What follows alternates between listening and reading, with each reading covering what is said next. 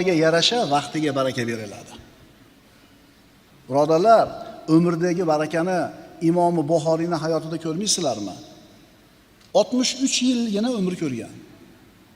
Lekin qoldirib ketgan ilmiy merosini yashab o'tgan davriga bo'lib chiqsangiz, to'g'ri kelmas ekan 63 yilda inson ulgurmas ekan buncha narsaga. Kami 100 yil yoki 150 yil yashash kerak. Bu odam qachon uxlagan, qachon yegan, qachon safar qilgan degan savol tug'iladi. Imom Shofiy 52 yilgina umr ko'rgan. Lekin 52 yilda qoldirgan ilmini, boyligini, merosini 52 yilga bo'lsangiz to'g'ri kelmas ekan. 200 yil yashash kerak buncha narsaga ulgurish uchun. Imom Navaviy 45 yilgina umr ko'rgan. 45 yilda qoldirgan merosini, ilmiy boyligini biz 100 yilda ham o'qib tugata olmayapmiz. Demak, Alloh bu insonlarni umriga, vaqtiga shunday baraka ato qildi.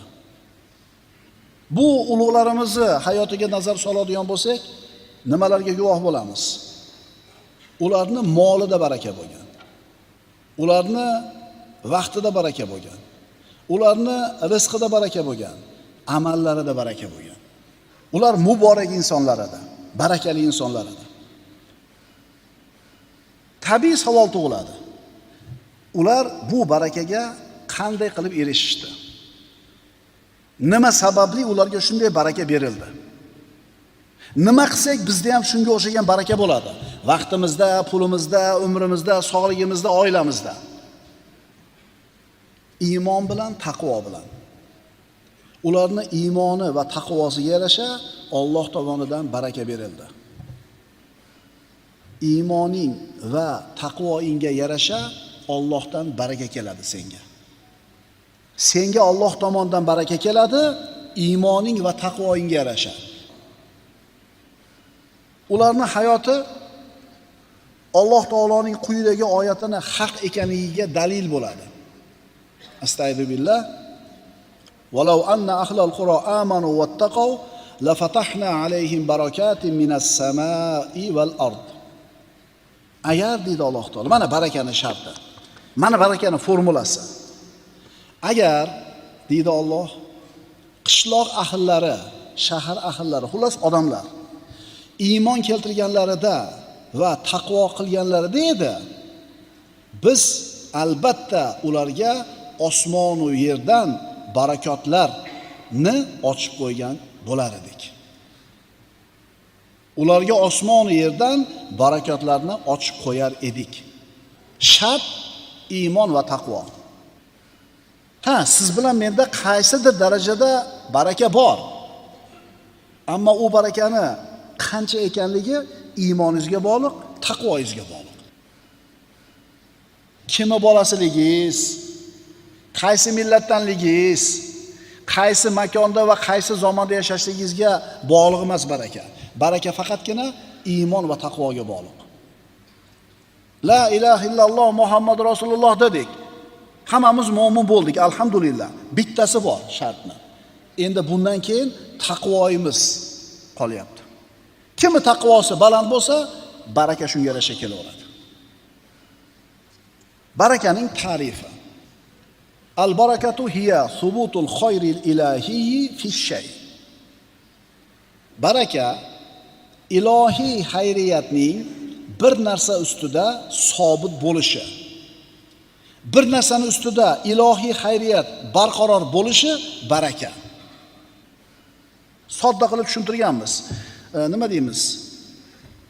Mana piyola. 50 ta 100 ta olib kelgan suvga 5 yil burun 4 ta qopti. Qolgani yo'q.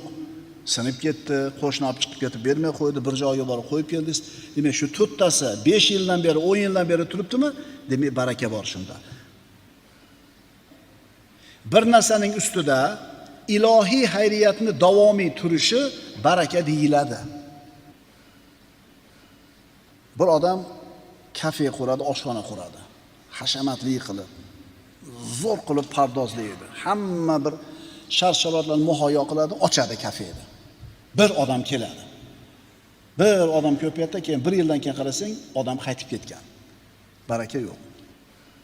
Yana bitta odam yo'lda bo'yida otasidan qolgan eski uyini eplab, ertalabdan nonushta qiladigan joy qilib qo'ygan. Unaqa ko'p pul sarflamagan. O'sha xonalarni eplab, odam ko'payishiga qarab, keyingi xonani qo'shib turib, eski uylarni eplab qo'ygan, klient o'shuncha. Siz aytasiz, yo'q, uchi haligi kafe ochganlar boshida go'shtni yaxshi soladi, ovqatni zo'r qiladi, o'shuncha odam zo'r ko'p keladi. Keyin masaladan tortishni boshlab, ovqati aynigani uchun kelmay qo'yadi. Yo'q, birodarlar. Xuddi o'sha masalada boyagidek qilsa ham odam qaytib ketadi. Agar baraka bo'lmasa o'sha kafeda, oshxonada. Demak, al-barakatu hiya subutul khayril ilahiyyi fi shay. Baraka ilohiy xayriyatning bir narsa ustida sobit bo'lishi. Bir narsaning ustida ilohiy xayriyatning, ilohiy yaxshilikning barqaror turishi.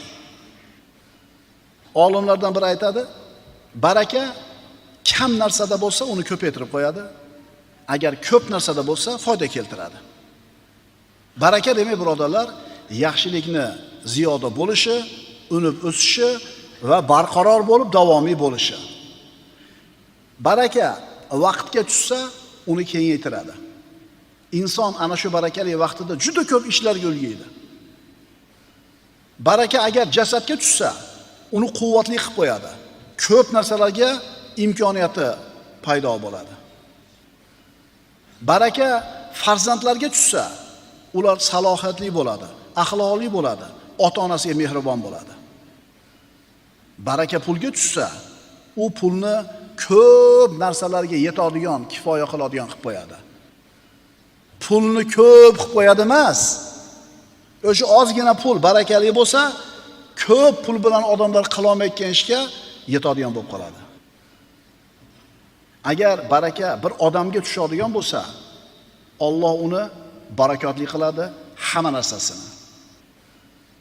Agar baraka bir kishining ilmiga tushsa, bu ilm uni amalga va qo'rquvga boshlaydi. U barakali ilmdan juda ko'p odamlar foyda oladi. Agar bir banda o'zini hayotida baraka topadigan bo'lsa, vaqt kengayadi, imkoniyatlari ziyodalashadi, hayotda erishadigan muvaffaqiyatlar, natijalari ko'payadi, karomatlar sodir bo'ladi. Baraka topmagan odam ham 80 yil, 90 yil umr ko'rishi mumkin. Ammo u mana shu 80-90 yillik umrida o'zidan keyin biron narsani asarni qoldira olmaydi. O'zi bilan biron narsani olib keta olmaydi ham. Barakasiz odamlar haqida fikr qilib ko'ringlar, birodarlar. Ehtimol qo'lida millionlari bordir. Lekin ana shu millionlari uni saodatli qilmaydi. Aksincha, bebaraka bo'lgan bu millionlar kunduzi uni mehnat mashaqqatga soladi, qayg'u bilan azoblaydi, kechqurun esa o'sha pulni o'ylab, siqilib uxlay olmaydi. O'sha odamlar bor ekan, aytishdi.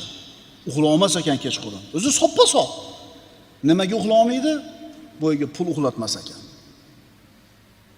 Demak, bu millionlar uni kunduzi mehnat mashaqqat bilan, qayg'u bilan azobga soladi. Tunlar esa hisob-kitob bilan, qo'rquv bilan uyqusini qochiradi. Yana hayotida baraka topmagan bir odam bor, 10 ta bolasi bor. Hayotida ham baraka yo'q, bolalarida ham baraka yo'q. Bu qanaqa bo'ladi? Xayriyat bo'lmaydi. 10 ta bola boqadi, lekin ulardan hech qaysidan bir vafoni ko'rmaydi. Shirin so'zni, mehribonligini eshitmaydi.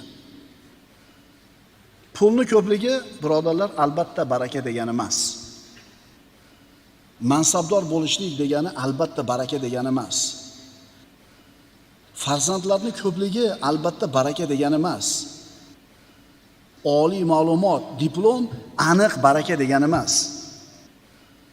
Baraka, birodarlar, qalbdagi bir ajib shuur. Inson uni his qiladi.